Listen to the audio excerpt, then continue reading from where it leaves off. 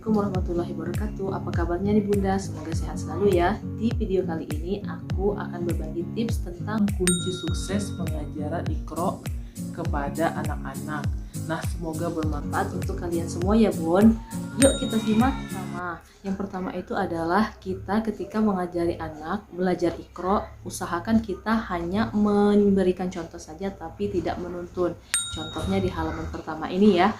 A, ba, kita hanya memberikan contoh, selanjutnya biarkan mereka yang membaca Iqra tersebut. Yang kedua itu adalah private. Private itu maksudnya kita mengajari Iqra kepada anak-anak itu yaitu satu persatu atau seorang dengan seorang. Jadi itu lebih fokus ya dibandingkan kita mengajar anak sekaligus 2 orang atau 3 orang, itu tidak akan fokus. Nah, kita usahakan mengajar anak bertatap muka 1 orang, jangan lebih. Yang ketiga itu adalah asistensi. Asistensi di sini adalah saya menggunakan abang untuk membantu menyimak adiknya. Contohnya seperti ini, Endis itu kan sudah mulai masuk ke Iqra panjang pendek. Jadi saya memberikan contoh saja, nanti selanjutnya biarkan abang yang menyimaknya seperti itu. Untuk bacaannya tidak perlu diperkenalkan dulu tanwin, sukun, atau fathah, kasrah, dhammah. Cukup ajarkan mereka bacaan yang benar di Iqra tersebut. Nanti kalau seandainya sudah masuk Al-Quran baru kita kenalkan. Ini adalah komunikatif. Komunikatif itu maksudnya ketika anak membaca Iqra dengan benar, maka respon kita jangan diam saja.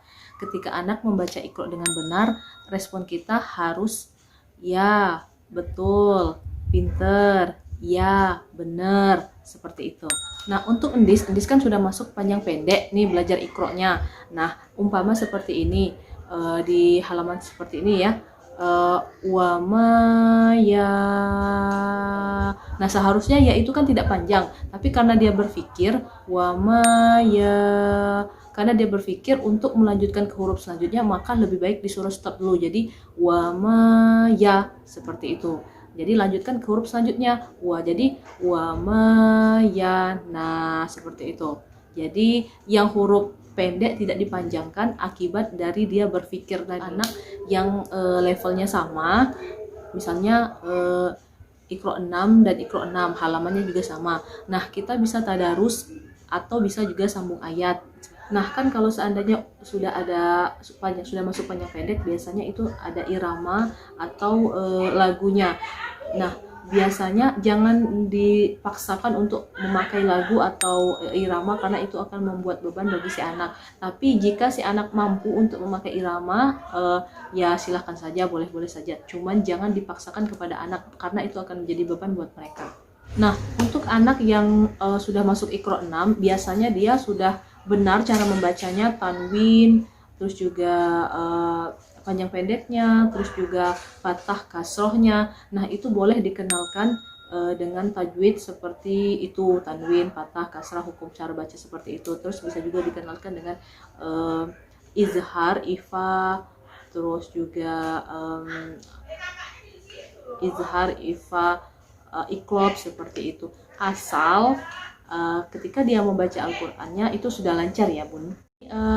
Catatan dari saya, pengalaman saya sendiri ya Bun, saya pernah tahun 2014 kalau itu nggak salah, saya pernah membaca sebuah artikel dari ibu rumah tangga berasal dari Malaysia. Ibu rumah tangga ini mengatakan ketika anaknya sudah mulai belajar Iqra dan malah sudah masuk ke Al-Quran, nah ketika dia mau belajar membaca atau sejenisnya atau mengeja segala macam, maka itu akan terasa mudah. Percaya deh dan coba, ketika anak kita sudah belajar Iqra dan sudah masuk Al-Quran, itu sangat mudah sekali ketika dia ingin mulai belajar membaca. Catatan untuk Bunda, jika si anak sudah benar cara membacanya, maka jangan sampai dia mengulang. Kalau sekali benar, cukuplah 1 kali. Jadi kalau seandainya dia mau mengulang, jangan diteruskan. Karena misalnya seperti ini, itu sudah benar bacaannya. Jangan sampai dia membacanya 2 kali seperti itu. Nah, pasti anak pernah dong baca salah. Nah, ketika anak membaca salah, maka kita harus memberikan isyarat seperti ini. Ingat, stop, salah. Nah, isyarat seperti itu yang harus kita ingatkan pada anak ketika anak membacanya itu salah, seperti itu. Jadi jangan sampai marah-marah langsung ya Bun, kita ingatkan dulu, salah nak, yang benar gimana nak. Yang kedua, jika dengan cara isyarah mereka masih tetap salah, maka kita beri umpan. Contohnya seperti ini, pada saat mereka membaca huruf za itu dengan ro, seperti itu, kita beri umpan seperti ini. Nah, kalau seandainya tidak ada titik, itu baru ro. Nah, kalau seandainya ada titik, itu apa? Seperti itu. Kan biasanya anak-anak sering tertukar tuh antara za sama ro. Ro dibaca za, seperti itu, diingatkan. Nah, untuk selanjutnya, kalau memang sudah isyarat sudah diberikan, terus juga umpan juga sudah kita berikan, nah baru kita berikan jawaban yang benar. Nah, itu jawabannya kalau ada titik za, nak ya, jangan lupa lagi ya, seperti itu Bun. Nah, Bunda, jika anak kita itu ketika membaca Iqra salah di awal, di tengah, atau di akhir, nah biarkan dulu mereka menyelesaikan bacaannya sampai sehalaman. Setelah mereka selesai membaca Iqra sampai 1 halaman, maka kita ulang yang salah saja. Contohnya anak kita tadi salahnya di awal, kita ulangi yang salahnya saja. Jadi tidak perlu kita mengulangi sehalaman, diulang semua, tidak perlu. Jadi kita hanya cukup mengulangi yang salah saja ya Bunda ya. Itu tadi tips-tips kunci sukses pengajaran Iqra terhadap anak-anak. Semoga bermanfaat bagi para bunda ya. Dan ayo semangat untuk mengajari anak kita Iqra, kita praktekkan dan semoga berhasil ya bunda-bunda.